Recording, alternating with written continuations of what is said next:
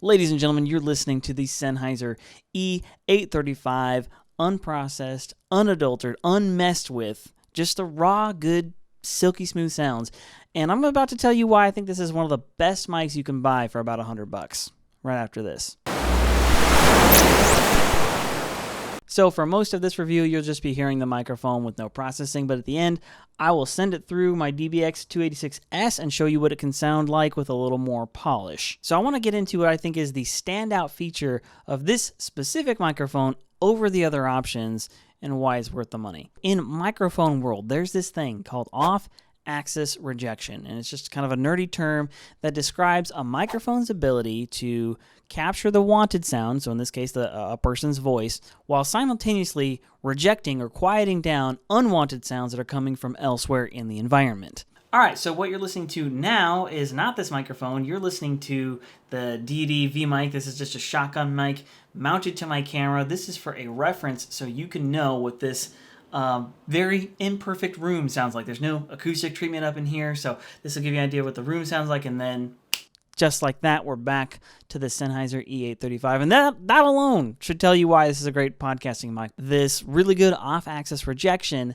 does have more than one application. In particular, it's great for podcasting, which I think most of you out there are interested in doing if you're watching this. So I want to talk about that first. All right, so first of all, I actually do my own personal podcast with 3 of these microphones. It's called Beyond the Basement, the Complete Attack on Titan podcast.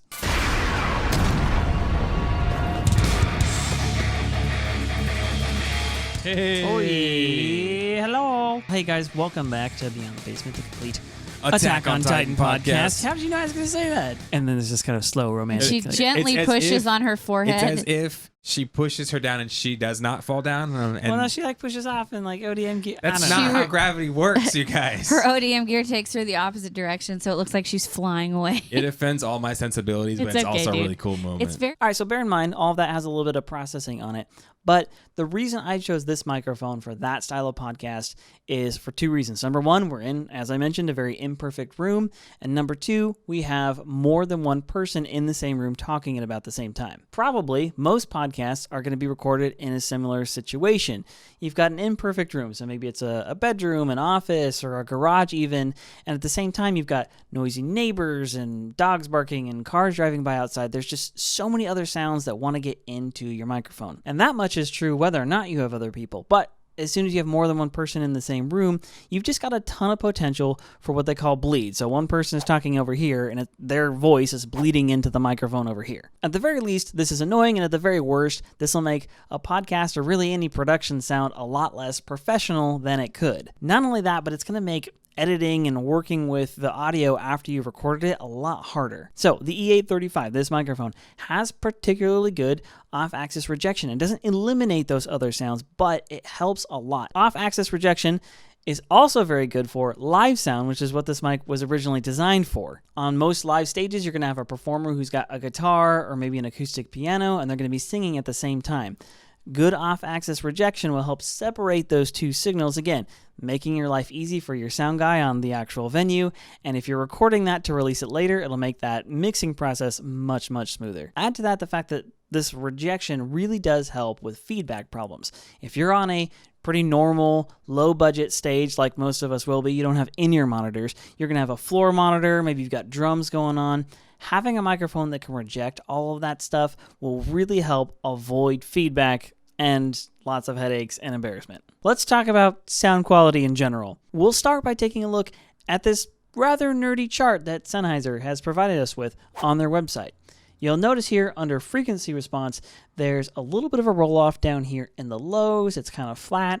And then right here at about 5K and all the way through to 10K, there's a bit of a boost. Basically what this EQ curve is telling me is that this microphone is designed to accentuate the sort of articulation frequencies that are happening in the human voice. Overall, the sound profile on this microphone to me is very clean, it's very modern, it's very sophisticated, and it's a lot more elegant than, say, like an SM58 or your other kind of standard dynamic handheld mic. This is one of those microphones that after audio has already been captured and you've got it on your computer and you're adding EQ and compression and stuff, all the various effects, it's kind of a breeze because the audio itself just already sounded really good. That's a quality that not even really expensive mics always have. So it's really refreshing to see a $100 mic produce results like that. Now it's time for the plosive test. This microphone does have a built-in little windscreen inside of it, but we got to do the plosive test to see how well it performs. Peter Piper picked up a Pikachu.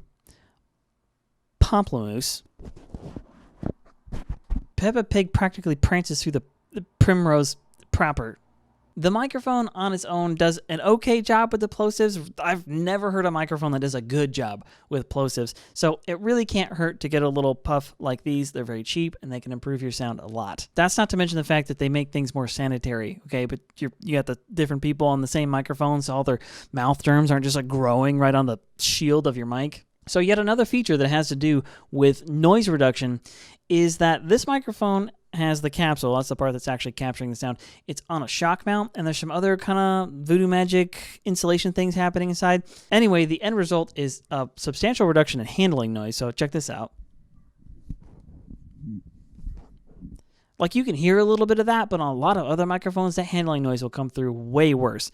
This is obviously important on a live soundstage if you've got a singer who's all dramatic, but it also makes a lot of sense on a podcast for people like me, because I'm always like touching my mic and like messing with it and stuff. So the less handling noise, the less awkward other sounds that enter the microphone, the better. This part, I'm not actually sure how they did, but this microphone has a pretty small amount of what we call proximity effect. So when you're right up on a microphone just like this, normally you get this overwhelming bass response.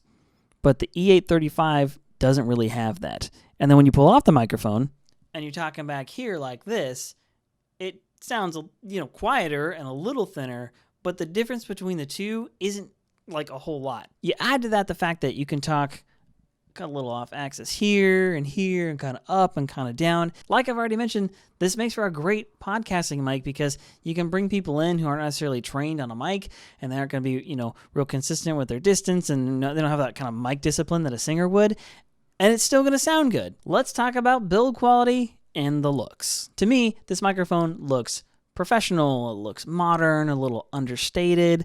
Basically, it just doesn't have that kind of 80s, 70s vibe that SM58 has going on. Now, I know looks are not the most important thing, but microphones are appearing on camera more and more often these days, so I think it matters. Build quality is second to none. I'm pretty sure these are made out of brass. Nonetheless, it's a really thick metal. You could drop this thing, probably break a car window with it and not even notice. I would say it's every bit as good as anything you'd buy from Shure. Finally, the price is right. These microphones individually go for about $100. Every microphone comes with your pretty standard setup. You've got the mic, you've got the clip, and a nice little carrying pouch. But if you were a penny pincher like me and you want to try and buy one of these used, I would totally encourage you to do so because these microphones are so durable. This isn't something I would be afraid to buy used. I would check out the used section on Guitar Center's website or maybe even eBay, and you'll probably save a few bucks. Worth noting though, Sennheiser will sell you a 3-pack of these for $250. So you get 3 brand new microphones and you still save $50. All right. Finally, as promised, you are hearing the E835 going through a little bit of signal processing so you can understand what this microphone might sound like with a little bit more polish on it. This is kind of how I would set this whole thing up for like a solo podcast. The microphone is currently running through my DBX 286S. This is just a piece of hardware that does a bunch of signal processing to the audio. If you're unfamiliar with these, I'm going to do a full review and video on how this thing works and why I use it. The main reason is just streamlines my process, but it's totally not necessary. You can get pretty much all these same effects done for almost free using a ton of, free audio software that's out there. Anyway, I just figured it was worth giving you a quick demo of what this mic can sound like, the way that I would set it up for like a solo podcast, which I'm about to start, and the way I would do it for, broadcasting, live streaming, gaming, and all that jazz. All right, ladies and gentlemen, that is the end of the video. Go ahead and like it. Go ahead and subscribe to the channel. I have a lot more cool stuff that you might want to watch. I want to hear from you guys in the comments section. Do you like this microphone? Do you think this is a good buy? What are you planning on buying? Have you already bought one of these? Anyway, put it all down there. Also, don't forget to like and subscribe. Last but not least, I love you. I really do. Okay. All right, guys. I'll see you in the next video.